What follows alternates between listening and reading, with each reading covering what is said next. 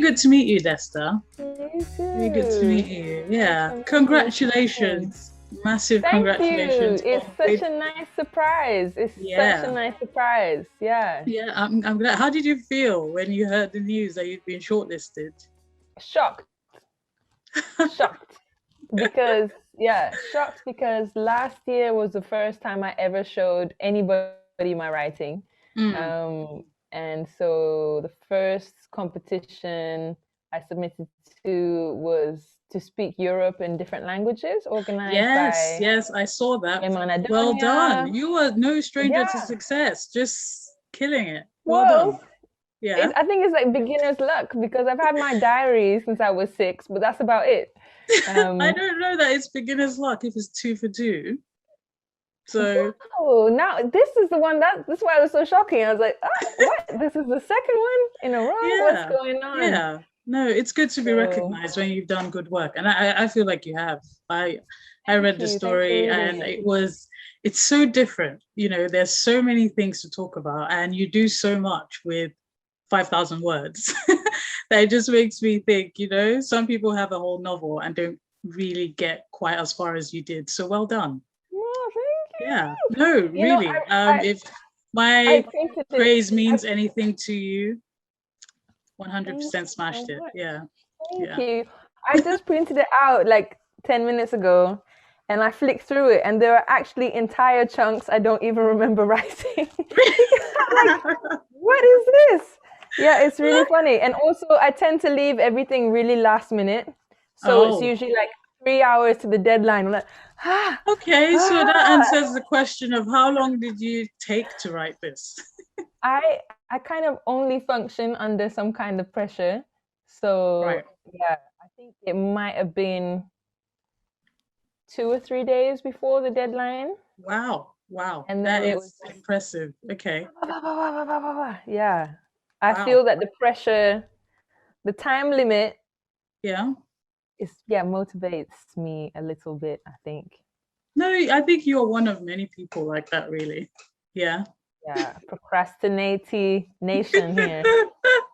Yeah, but if you produce good work and to be shortlisted for the prize, to have won the previous one, to speak Europe in different languages, I read again. I feel like you had a similar kind of inspiration for both stories. Am I mistaken? Did you Oh, draw from the same source?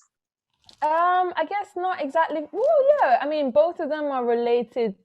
Mm, Well, the first one is really based on family because it's Yeah. really a trip with my aunts, and then this one, my father sneaks into the story. So there's definitely, I think family is a main inspiration for me Uh, in okay. general writing. Kind of family histories,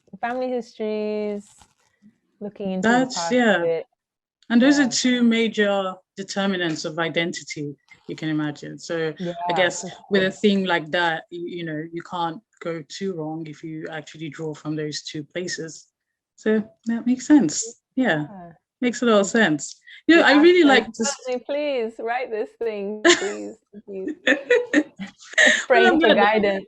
Oh yeah, and then my grandma shows up in this one too. So I definitely had my Eritrean granny and my Yeah. dad in here at some point. Okay. So your grandma is Eritrean and you are British Eritrean. Yeah, my Yes. dad is So Eritrean, my mom's English. oh, I see. Okay, okay. So how does that, kind of inform your exploration of Ethio-Cubano or Ethiopian heritage? Well, I guess there's a lot. I didn't want to kind of, with the little research I'd done, I sensed that there was a lot of kind of secrecy around this community, Hmm. and I didn't want to go poking my nose in further than Yeah, was acceptably respectable. So I kind of yeah. started thinking of what other instances in my life had Ethiopian, Abisha culture, and Cuban Hmm. culture met. And so Okay. those were the kind of stories that kind of came to mind, like this little Cuban joint that my dad used to love going to on High Street Ken, or the trips that I've taken to Cuba, Yeah. or the time this, Cuban medium in New York had a full-on Tigrinya exchange with my gran, like Yeah. little silly things Yeah. and silly things, and some kind of little mini chapters were half reality, half imagined. Hmm. Um, Okay. so yeah, I guess for me, identity-wise, how that comes into play is that I moved around a lot growing up. Yeah. So even though my close family is Eritrean and English and Thai from my half sister's side. That's quite a mix of, It's already quite yeah. intense. Yeah. And then It's a lot going on. we lived in Barbados and Mm. in Abidjan in La Côte d'Ivoire and Ah, other places. So I guess how that affects the Ethio-Cubano, just kind of openness to stories and listening, and okay. I guess that, yeah, no, you're not wrong. I think it's highlighted the seeming strangeness of that mix, Ethio-Cubano. And I personally haven't come across anybody with that kind of heritage. Like, you know, when you say that you didn't want to be too intrusive, you wanted to avoid being disrespectful. Is that due to some kind of uniqueness of that heritage mix, or?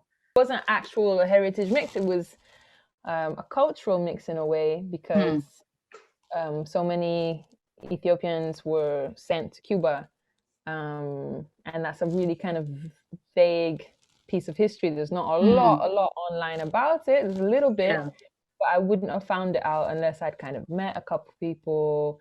There are a few little things on YouTube, and you see images of Castro meeting Yeah. Mengistu, but yeah, it's an unusual mix, and it's Okay. not really spoken about commonly. Yeah. Like a lot of people associate, there's a link of Jamaica and Ethiopia because of Haile Selassie and the Rastafari Yeah. movement. Yeah, people never really associate Cuba and Ethiopia. So it No, was, that I think that you're absolutely right, because hearing the title Ethio-Cubano, and I just thought, well, what's that about? Like, it doesn't immediately come to mind what this could be about. And reading it and the different sub chapters about different people, you write from very different experiences and different perspectives. Is that are you drawing that from your travels, from the different places you've lived in? So, like, what I'm saying is, in this case, does your art imitate the life that you've lived?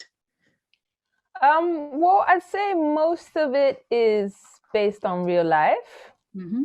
and they're all the actual places that they took place. So there's Havana, Yeah. there's Brussels, there's New York. Hmm. Where else did we go? There's Addis, of course. Yeah. There's Eritrea, where my Mm-hmm. dad was born. But when he was born, Eritrea was part of Ethiopia, and so he was Ethiopian by birth. There's Yeah. DC. I put DC because I took a piece of this CIA report. Yeah. So then, yeah. So yeah, it's You know. maybe 90% Okay. little. But no, it really does come across as though, you're not just writing about some abstract interaction. It feels as though you've experienced these things, and that does come through in the writing. So yeah, that was really good. I thought, let me just ask you how much of it, I can picture as having happened. I think, yeah, it's 90% Oh, real. that's I very good. think either, I mean, both with this and then the other competition I did, is when you start looking into history and when you start looking into, your family history and how that Yeah. ties into what's going on in the world at the time, we're so much more linked than we think, and our paths cross so much more. And Hmm. I really, this kind of idea of linear time, I just never got with. I really think I think everything that's happened is kind of happening at the same time in a Yeah. way. Hmm. And I think when we write about stories, we write about our ancestors or our family, that kind of keeps them alive too, Yeah. and Yeah. brings them back for a bit. And Yeah. yeah, so I kind of like not writing in a linear fashion, kind of like however the memories come back and present Oh, themselves. yeah. That thing about ancestors, I'm going to ask you that about that in a minute, because that was something I wanted to ask, just your opinion. But before that, talking about links, like you say, and how the way the world is changing, I feel like we have to constantly, well, if you're introspective enough, you have to constantly kind of examine your identity and what that means to you personally. So challenging what it means to be African, what it means to be South American, what it means to be both, what it means to be a mixture of all sorts of cultures and all sorts of heritages. I don't know, your story does that in a way, brings to light this, should I say, this smaller group of people, the Ethio-Cubano, like who have that mix. And do you think that in general, literary works like yours have a strong role in helping people challenge their identity and challenge, the specifications that they live within? There's everything I know about being African, for example, or being Nigerian. Is that all there is to know about being Nigerian? Do you think that writing about these things helps people, or help people really think, really think about their identity and how much they want to limit it or how much they want to expand it? I guess so. I mean, I know I enjoy reading about all kinds of people and places, and especially in Yeah. a year where we've all kind of been stuck wherever we are, and Yeah. the Yeah. only traveling that's been happening has been through books, Oh, either I know. Yeah. listening to them or reading them. Mm. Um, and yeah, I think it's important, and Yeah. its representation is important. And what does that mean if you can't read about somebody who you have things in common with? Mm. Or Yeah. um, I I like I like that quote. Is it Toni Morrison who said, if there's a book you want to read that hasn't been read, you have to you have to write it yourself. Yeah, I think I've heard that. Yes. Yes. Yeah. So I Okay. guess I mean, I'm new to this writing game, really, but for me, it's just a really nice way of exploring. And I don't look at it as a way of defining anything, but just Yeah. kind of imagining what it could be, or capturing moments where you caught a glimpse of a reflection, like, ah, that's Yeah. me, but that changes. Ah, that's me, or ah, Yeah, that's but my that changed. family, Yeah. or that's someone I identify with, or Yeah. not. I think it's, yeah, equally important to read about people who you don't feel you have anything in common with, because That's true. Yes. Yes. I think nine I times would. out of 10 you Mm. end up finding something where you're like, oh, okay, we have that in common. Or Hmm. Yeah. Well, it just makes you look at things differently. There are things you don't pay attention to, but once you kind of step outside of your own box, you're able to see things in a whole new light. Okay. yeah, That yeah, for makes sure. sense. Yeah. When you're writing, if you leave yourself enough time to write the thing, then you have to ask yourself, why, what would that have felt like, or what of that Yeah. encourages a kind of compassion, I guess. Hmm. Yeah. Um, Yeah. Definitely. Some and kind to of, yeah. Okay. Okay.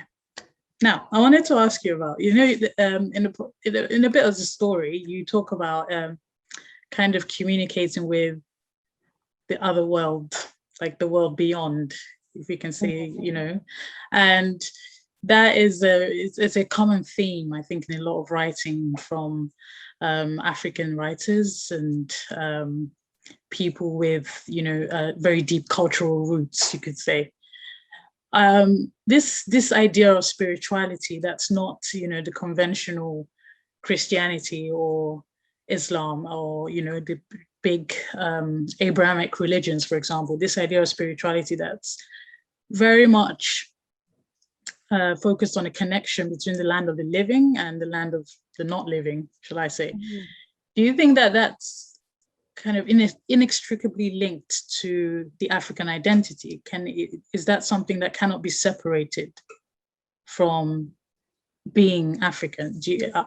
Are we all spiritual beings with personal orishas or cheese, as some tribes call them?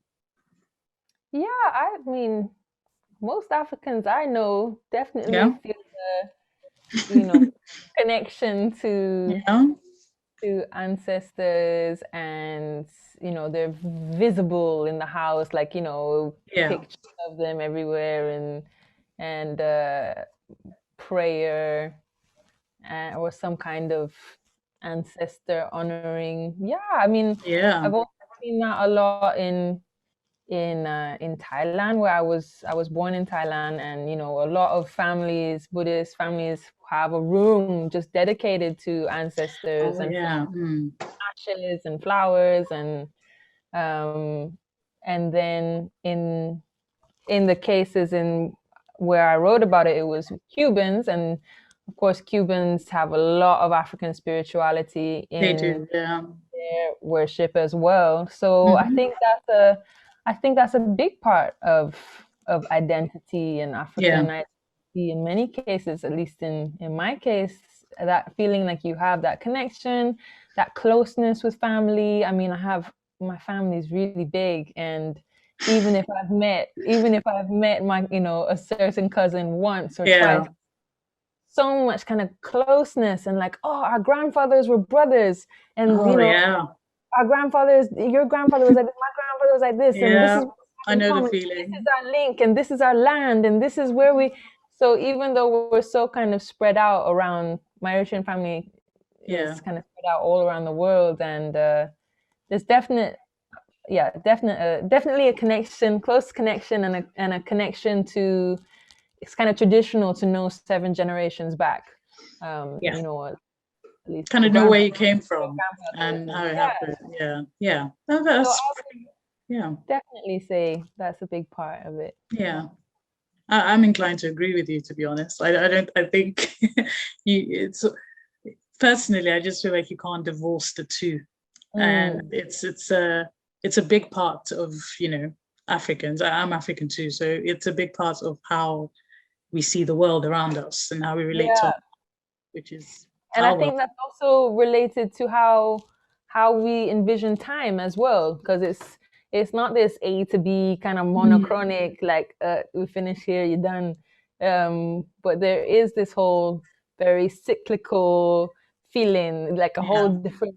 Even if there is the kind of topping of Christianity or Islam or whatever, there is this whole, I feel, kind of cosmology of ancestors being contactable and I think you see that manifest sometimes in the way some cultures practice Christianity. It's been diluted and kind of should I say, just mixed with their original relationship with their ancestors and the gods that they have. So we can't get away from it. So I just like reading about it, because reading about it almost in my eyes makes me feel like, okay, somebody else is talking about this and somebody else is thinking about this. This is good. Yeah, it's nice. It's nice because it's nice to know that you could say something and not spook someone. Like definitely there's times when I'm writing where I'll, like in the experience with my aunt, or at some point when I was writing Ethio-Cubano, and I'll just feel them in the room. And a lot of my friends are like, are you feeling okay? You want to talk about it? But a lot of my friends are like, oh yeah, 100%, or oh yeah, I know what you mean, or so it is what it is. But it's nice, that kind of feeling that, I mean, as long as we're talking about them or writing about them, then how gone really? So it's a kind of keep that alive, keep it going. I agree. Okay. Time is meaningless, especially the past year. Time means nothing. It's absolutely nothing. A whole year has gone by and it doesn't feel like it. You Yeah. know, a lot of Yeah. people it just makes you really think about stuff. So yeah, Yeah, definitely. okay. It's So my staying on birthday the next week, and I'm definitely not is claiming my real it? age. I'm taking my age from like 2 years Okay. years ago because this Okay. one and Well, the last one doesn't count. you're welcome to do that. Happy birthday in Thank advance. you.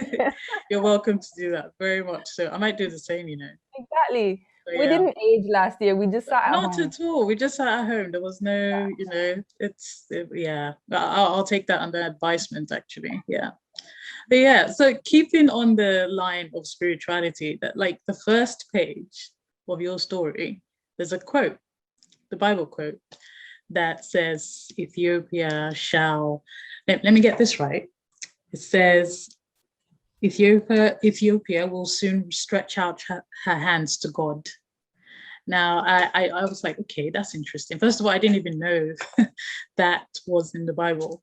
So then reading up about it, there are differing perspectives as to what it could mean.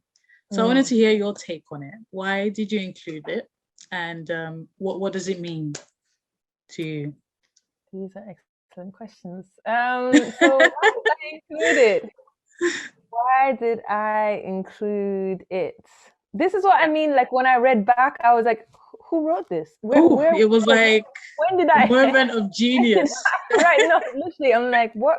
Not in that sense, but literally, like, was I there? Was I involved? Yeah, you Um, were. I think for me, I think I'd been at the same time I've been working on a book for a while, and Okay. then for that book, I kept on coming back to this quote from the Bible. I think it's like from Queen of Sheba, Hmm. or not, is it Queen of Sheba? But it's talking about um, black women are comely or beautiful or some. I forget, but I kept on coming back to this in my writing because the theme is black beauty. Yeah. And so that was kind of like Ethiopians mentioned in the Bible and discussion of whether black is beautiful, but in Bible terms, of course. So Yeah. then I was thinking of where else is Ethiopia, like what other quotes include Ethiopia in the Bible. Yeah. And then I thought about this because I guess there's so many layers. So Ethiopians are, I think the earliest Christians in Africa. Mm. And then there's this whole, Catholicism, but also Orthodox, and how Orthodox Christianity came from like Egypt, down from Yeah. Alexandria, Coptic Orthodox. So I was thinking about that, I guess. And then also the terrible situation in Tigray and Mm. with Eritrea and with Ethiopia, and then also even looking back into this moment of Ethiopian history with Mengistu, and how many wars and how many orphans, and how I thought that Mengistu must be dead by now, surely. Like what? But he's Yeah. chilling in Zimbabwe, Is and he? he's Okay. chilling. He's just chilling. I had no Chilling. idea. Yeah, he's old and well and just kicking it. Just chilling. And Okay. and I also have so many questions around this kind of story of Mm. this community, because it's so not talked about. When I have tried to ask people directly about it, they really don't really want to talk about it. Yeah.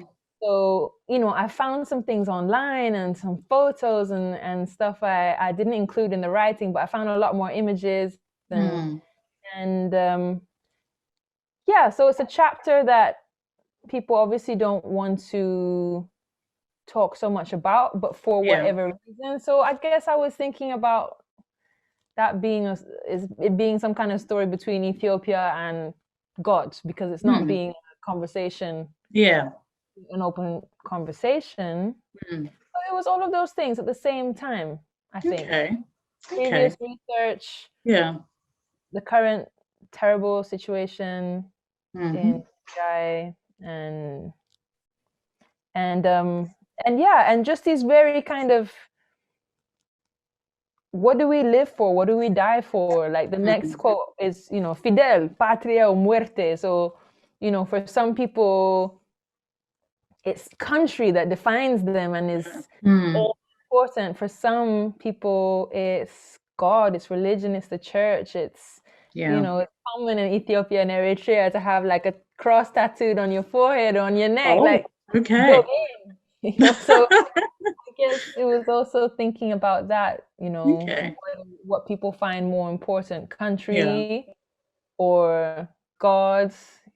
These people who were sent from Ethiopia to Cuba, how, you know, I was wondering like how Ethiopian did they feel? How Cuban did they feel? How, you know, how much of it was it like a competing case?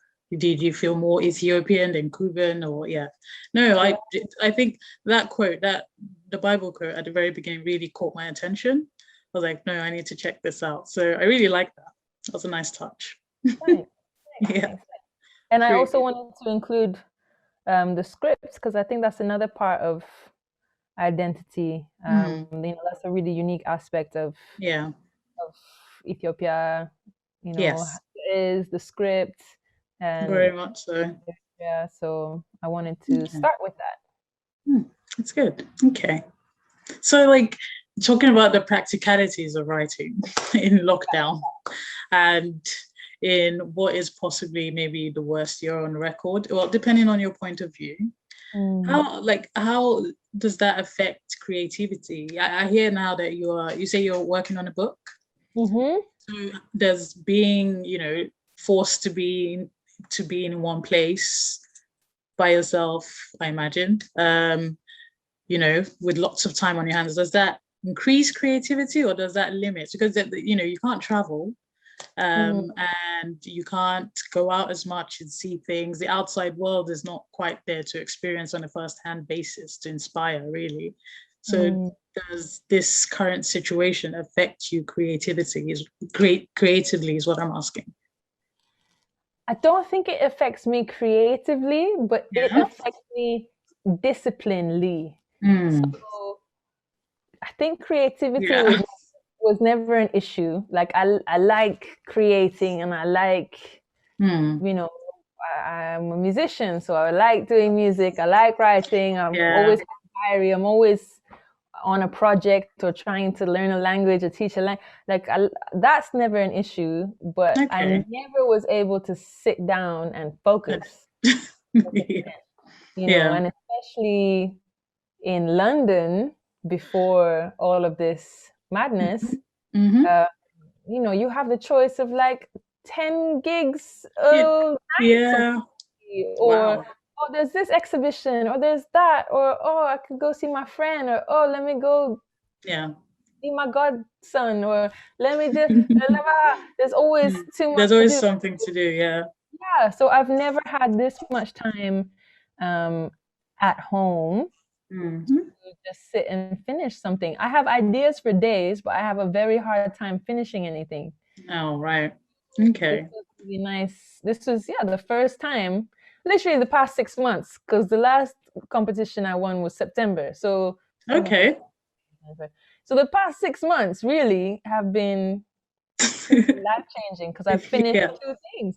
And I've never been to a competition before. So it's been a very new frontier. So this time at home, just with time to write, I've gotten further on my book than I've ever gotten in my life. Well, that's fantastic. I'm so happy to hear this because you hardly ever hear people thriving in this period. I mean, it's a struggle. This is a nice change. I mean, it's one of the positives. There's lots of negatives. I miss my fam. I miss my friends. There are days I feel depressed as shit and I have to put on tropical Zoom background so I feel a bit chirpier. You know, and I got coronavirus late last year and that was dread. I don't think I have all my sense of smell back and I still feel a bit low energy and but definitely for writing, it's forced me to finish something for the first time in my life, and I was so bored. I was like, let me just try a competition, even if there's no way I could possibly win. Well, you have a shot now. This is good. Well, I already feel like I won. Just to be listed in this Oh, thing. keep that energy. That's the way you should be. Yes. I've already won. You're gonna print it in an actual real book? I've won. Yes. I've won already. Yes. I can't wait for it to come out. I think it's going to be really great. You know, you have been shortlisted along with some great people.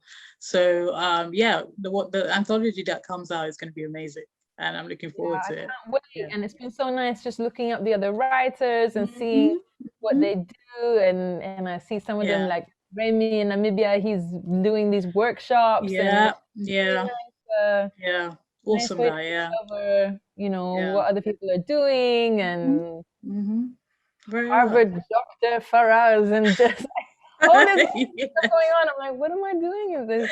No, trust me, they're all looking at the whole thing going, oh, Desta is like, you know, the singer, a writer. I actually even ask about the singing, you know, that's again, really, it's just mind-blowing, the stuff you get up to. And I'm like, so does the singing help your writing? Does your writing help your singing? Or is there no connection between the two? Or do you just, I'm an artist, I express myself in different ways, that's it? Well, I guess you have to write a song in order to sing it. You do, yeah. So I guess that's my kind of main experience with writing is writing lyrics, or so I guess they help each other. And definitely every time I'm writing something, I make a playlist to go along with it. So I made a playlist for this. For my book, I have a playlist that's like 3 days long. For York to Tehran, the other submission for I made a playlist for that because my aunt was driving from England to Iran, and she used to love buying records, so I included like some Persian music she was listening to, or some Russian composer. She liked classical music too, so I put that in. So I think they complement each other, because it helps take you back to that time, so for this I was thinking of like, Ethiopian music at the time, Cuban music at the time. So I guess it helps. And also, if I didn't have to be at home alone so much, then I might be, with my musician friends, or actually making music. Music for me has been a mainly social experience, because either backing vocals for people and bands, or touring, or work, having rehearsals at home or with friends, and writing is such a lonely thing. So I've had so much time alone this year. It's been easier to do than music. I understand that. But no, this is really good. I really hope that we see more and more things from you. Thank you for reading it. Thank you for selecting it. Anytime. Thank you for submitting. And so like, how did you hear about the Afritondo Short Story Prize? I don't know. I did a master's in Black British writing at Goldsmiths, and I'm in a WhatsApp group with my old classmates who are just all wonderful people. And so they always fill our WhatsApp group with like anything writing related, or workshop or lecture, and then so it may have been from our WhatsApp group, or it may have been just online. Well, that means we're doing something right. So this is good. It's good to be found by people like you, so that's fantastic. It's an honor to be chosen, and I'm really excited. I already feel super happy that it's going to be printed and in the anthology. Real deal book. The real deal. You're going to be able to hold it. I'm very happy. I have a bunch of writers in my family, so to be able to kind of officially join this club now, I feel that would be nice. That sounds lovely. So thank you so much. You're welcome. So I have just one last question. dead easy one. Is there anything that you want anyone reading your story to take from it? Something that, if people see this chat, this interview, I hesitate to call it that, if they see that, they'll just, that's the message you don't want anyone to miss from your story. Or should they just read it and find out? Well, there's a lot going on in these different kind of patches that make up this quilt, Ethio-Cubano quilt. I guess just never to assume. Never to assume, there's so many stories that we never know about.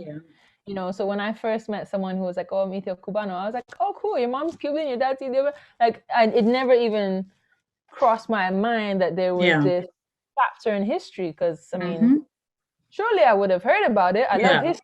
I'm always reading about history of Ethiopia, Eritrea. I've been to Cuba several times. I've been to Ethiopia.